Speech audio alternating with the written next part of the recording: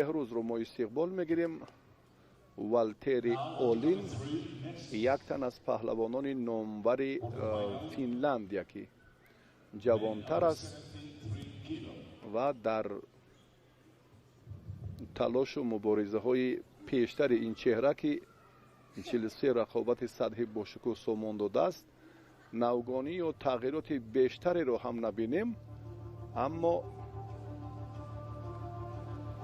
در هیئت منتخب فینلندیا نفر نمونه به حساب می رود. میدان دیگر چی تقاضا میکند؟ بله، و وقت داوری بر حقیقت. بیاید یک لحظه توجه میکنیم به نیروسنجی پهلوانان وزن تا 73 کیلو در مرحله 4-1 نهایی. آیاش اکنون راه خود را به دوری بعدی هموار کرد، به مرحله نیمه نهایی رفت. خواجه‌زاده بهروز با اولین آخرین نفران محسوب می‌یابند که در واخوری 4-1 نهایی قوه آزمایی کرده ایستادند. اولین ارنده اولالا را مغلوب کرد. پهلوان اسپانی را و زری را اکنون به پهلوان ما دادند. از حرکت اولش که خیلی هم بهتر بود، انده که توقف کردیم که این کار را هم مشخص کنند، چون این هم شد.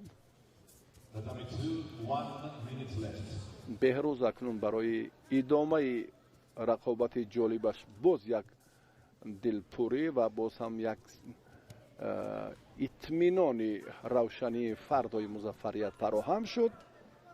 پهلوان ما بالیده خاطر است و اکنون برای دریافت دومین وزر یا باز حالتی که از حساب تجربه و مسابقات قهرمانی جهان سامبو، یعنی فشار دادن دست یا تسلیم نمودن ورزشگر فراهم می شود یا می شود.